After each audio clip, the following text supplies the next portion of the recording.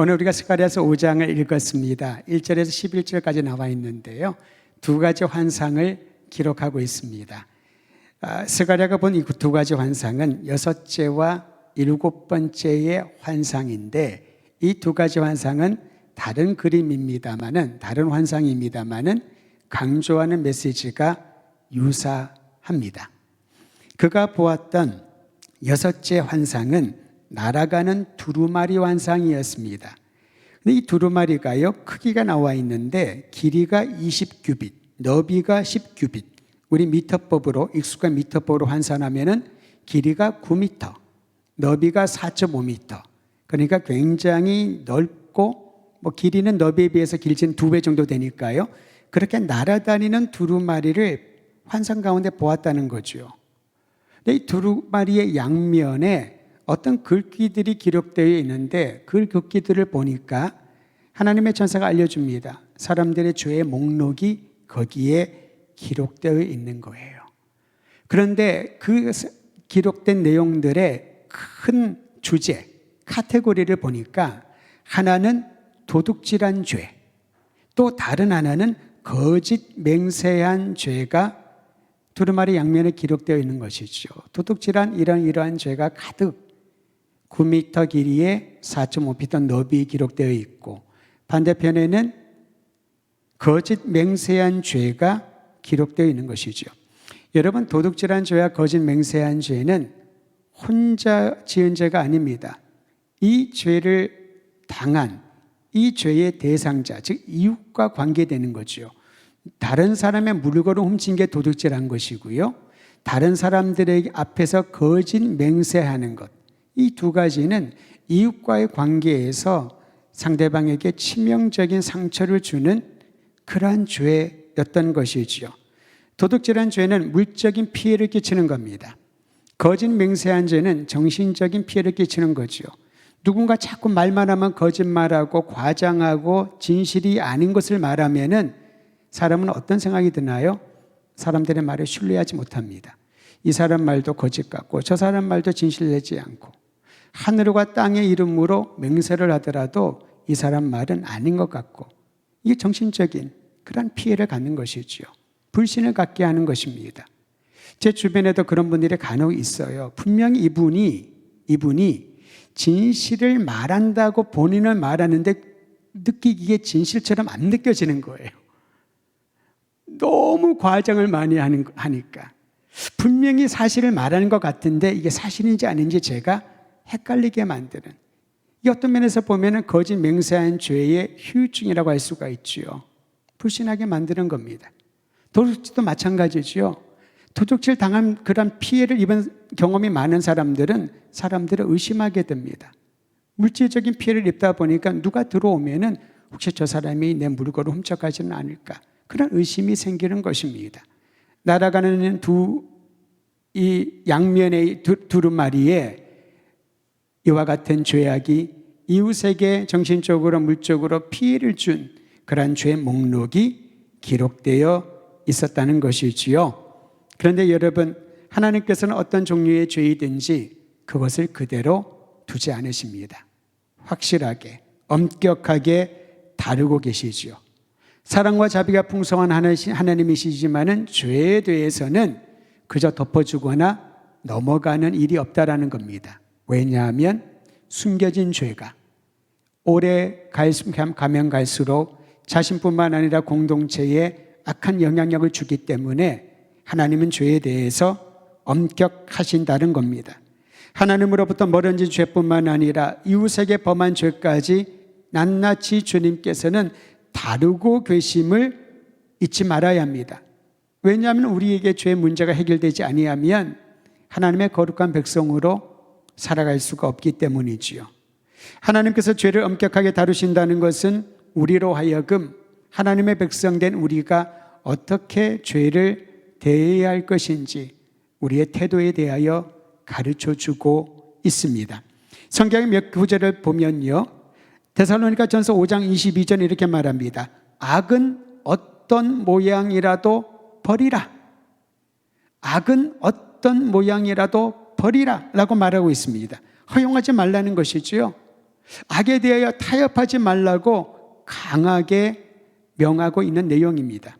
또한 히브리서 12장 4절에 보면은 너희가 죄와 싸우되 아직 피 흘리기까지는 대항하지 않고 있구나. 포기하지 말라는 겁니다. 싸우다가 지쳐서 물러서거나 싸우다가 이건 내 싸움이 아닌데 라고 포기하지 말라는 것이지요. 피 흘리기까지 온몸이 처참하게 피투성이가 될 때까지 대항하여 죄에 대하여 싸우라. 투사가 되라는 겁니다. 또한 로마서 12장 2절 상반절 여러분 기억하시지요? 너희는 이 세대를 본받지 말고 오직 마음을 새롭게 함으로 변화를 받으라.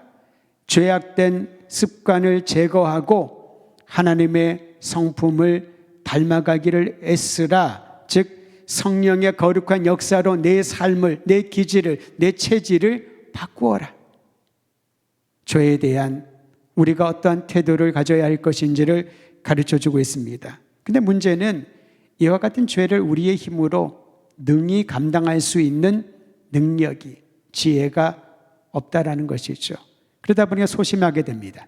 주저하게 되지요.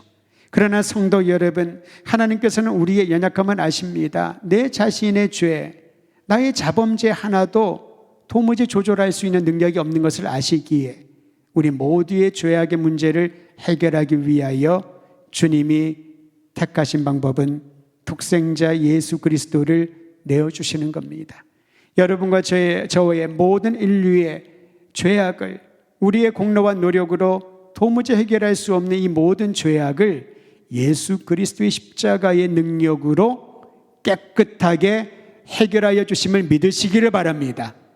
죄에 대한 문제는 십자가가 열쇠인 것이지요. 그럼 우리는 뭘 해야 될까요? 다만 우리가 해야 할 일이 있다면 그것은 죄와 불의에 대한 분명한 입장을 표명해야 됩니다. 하나님의 죄를 미워하시고 하나님의 죄를 멀리하라고 명하신 것처럼 우리 또한 분명한 죄에 대한 입장을 표명해야 된다는 것입니다. 죄에서 구원해 주신 그리스도 예수 안에 거함으로 보혈의 능력으로 이제는 더 이상 나는 죄 업보타에 살지 않겠다라고 담대하게 공개적으로 공적으로 선언하고 어떠한 형태의 어떤 모양의 죄라 할지라도 타협하거나 또한 품어지지 않도록 싸워야 된다는 것이지요. 이게 영적인 전투입니다. 여러분, 영적 전투는 대상이 있어야 되지 않겠습니까? 영적 전투의 대상은 표면적으로 물론 악한 세력입니다.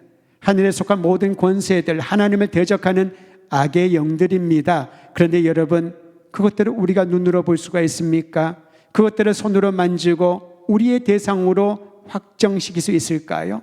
그 모든 하나님을 대적하는 영들이 우리의 내면에 미혹을 하고 죄악된 뿌리, 씨앗들을 뿌려놓으면서 거기에 넘어지기를 기다리고 있지 않습니까? 영적인 전쟁은 어떤 면에서는 내 안에 있는 죄악된 본성에 대한 싸움이요, 영적인 전투는 우리 공동체 안에 하나님이 아닌 다른 것들로 자꾸만 마음을 끌고자 하는 것들에 대한 싸움이라고 할 수가 있습니다. 죄악된 습관을 다 벗어버리고 우리의 죄를 정결케 하신 그리스도 예수의 이름으로 성령의 능력을 힘입어 영적 전투에 나아가시기를 주의 이름으로 축원드립니다. 첫 번째 환상은 날아다니는 두루마리. 도둑질하는 죄, 대표적인 죄지요. 거짓 맹세하는 죄의 목록에 쓰여져 있는 그 두루마리를 보는 환상이었습니다. 두 번째, 전체적으로 7번째 환상이죠. 스가랴 5장에 나와 있는 두 번째 환상은 광주리 안에 있는 여인을 보았다라고 말합니다. 5절 이하에 나와 있습니다. 6절에 보면은 스가랴가 이렇게 묻지요. 이게 무엇입니까? 하니 이것이 에바이니라, 에바라고 말하고 있습니다. 에바는요, 곡물 부피를 측정하는 기구인데 약 20리터 정도의 양을 담을 수 있는 큰 그릇을 말합니다. 그래서 우리는 이것을 광주리, 에바라는 이 단어가 광주리로 번역하는 것이 더 이해하기 쉬운 것이지요. 즉 스가랴는 에바, 광주리 안에 있는 여인을 보는 환상을 보았던 것입니다. 이 광주리는 뚜껑이 있었습니다. 나무로 덮은 뚜껑이 있었는데요, 뚝 뚜껑이 열리면서 그 안에 한 여인이 앉아 있었다라고 말합니다. 7절에 보십시오. 이 에바 가운데, 광주리 한 가운데는 한 여인이 앉았느니라 하니 그때에 둥근 납 한 조각이 들리더라. 그리고 이 여인이 나오려고 하겠죠. 그때 8절에 보니까 8절 같이 한번 읽도록 하죠. 시작. 그가 이르되 이는 악이라 하고 그 여인을 에바 속으로 던져놓고 납조각을 에바 아기 위에 던져 덮더라. 천사가 말합니다. 환상 가운데 광주리, 즉 에바 속에 한 여자가 있는데 그 여인이 나오려고 하니까 뚜껑을 열어야 되잖아요. 그러자 천사가 스가랴에게 알려줍니다. 이것은 악이라, 죄악이라, 죄악의 의인화인 것이지요. 이 말이 마치자마자 천사는 그 여자를 광주리 안에 밀어넣고 납뚜껑을 덮었다라고 말합니다. 죄악이 광주리에서 빠져나와 사람들을 미혹하고 세상을 혼동시키는 것을 막기 위한 조치였던 것이지요. 스가랴는 이것이 무엇을 의미하는지 천사가 설명하지 않았으면 몰랐을 겁니다. 아, 광주리가 있구나. 큰 광주리에는 한 여인이 들어있구나. 그러면 그를 구출하고 싶은 마음이 생기겠죠. 뚜껑이 열리면서 그 여인이 밖으로 나오려고 합니다. 바로 그 순간 이것이 죄악이라. 우리 안에 있는 이 죄악들이 도처에서 사람들을 미혹하고 영향을 끼치고 그리고 사람들 속으로 들어가려고 납뚜껑을 열고 뛰쳐나오려고 하는 것이지요. 이것을 환상 가운데 보여주는데요. 이어서 학의 날개와 흡사한 날개를 단 두 여인이 광주리를 들고 나는 것을 봅니다. 광주리를 들고 나는 것을 보지요. 그리고 이 천사는 두 여인이 그 광주리를 시날 땅에 머물게 할 것이라 라고 예언을 합니다. 여러분, 시날 땅은 무엇을 말하냐면요, 바벨론 지역에 속한 땅입니다. 다시 말하면은 시날 땅은 하나님을 무시하고 악을 경배하고 우상을 숭배하는 그러한 땅을 상징하는 것이라고 할 수가 있겠죠. 여러분, 바벨론은 무엇입니까?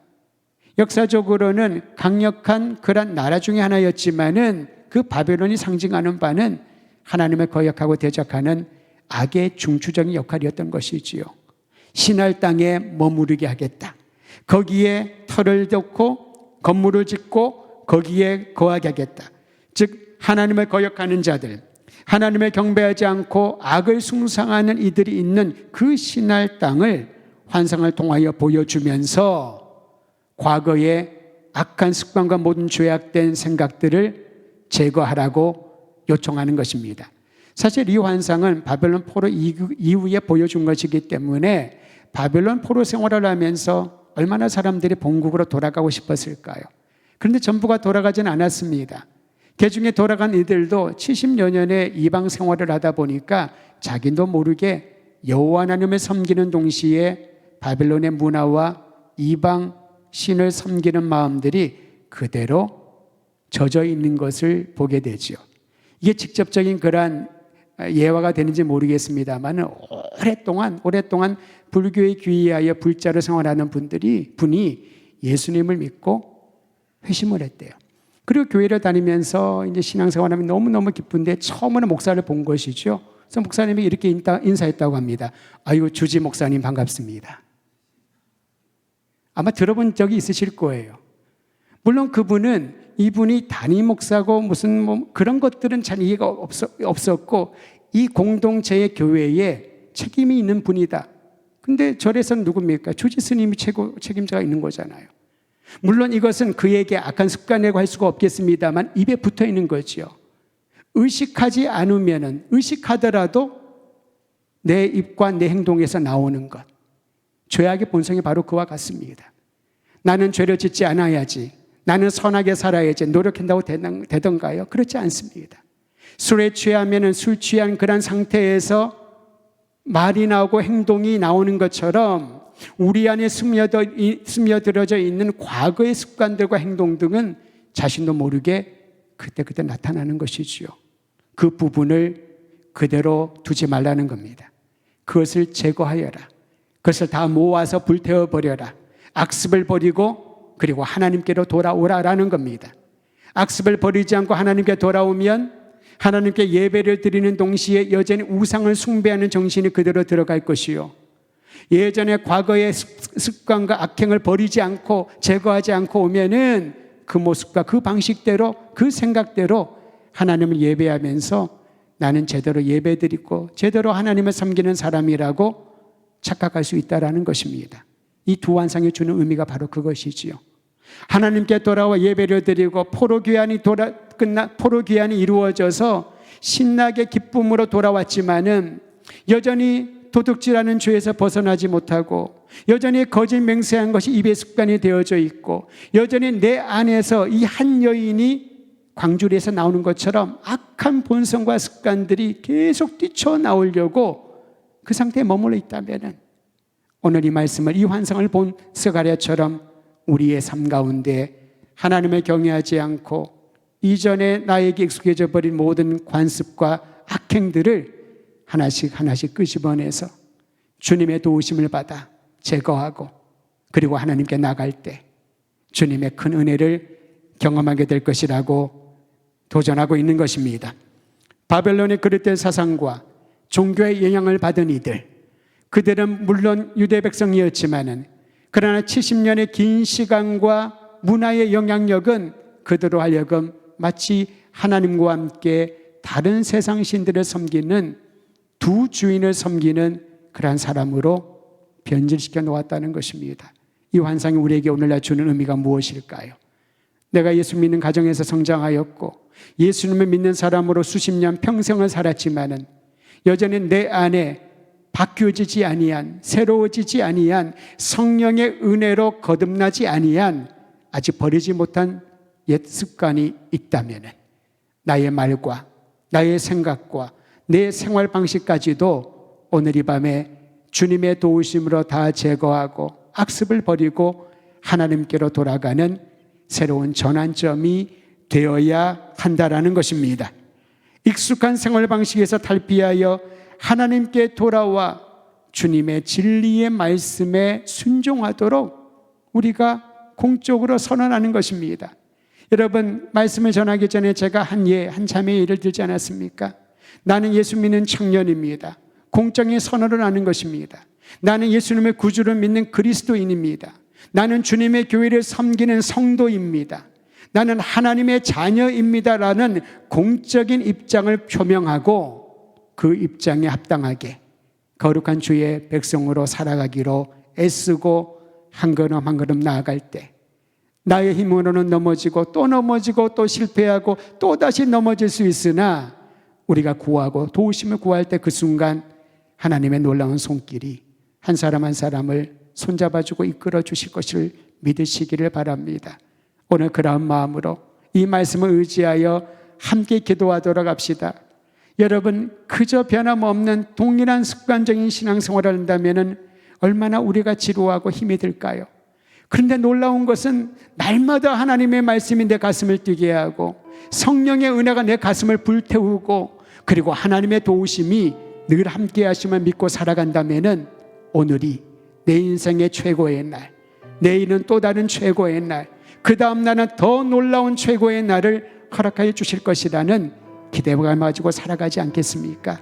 이를 위해서는 악습을 버려야 합니다. 옛 습관을 버려야 됩니다. 내 노력으로 할 수 없기 때문에 나는 버리겠다는 공적인 나의 입장을 표명하고 성령 하나님의 도우심을 구해야 됩니다. 오셔서 다 녹여주시고 불태워주시고 새롭게 하여 주시고 떠나가 흘러버리게 하여 주시고 이제 주님이 주시는 거룩한 마음, 거룩한 습성, 거룩을 추구하는 그러한 은혜를 허락하여 달라고 여러분 간절한 마음으로 오늘 이 시간에 자기 자신을 위하여 기도하십시다. 하나님이 도와주실 줄을 믿고 통성으로 기도하겠습니다.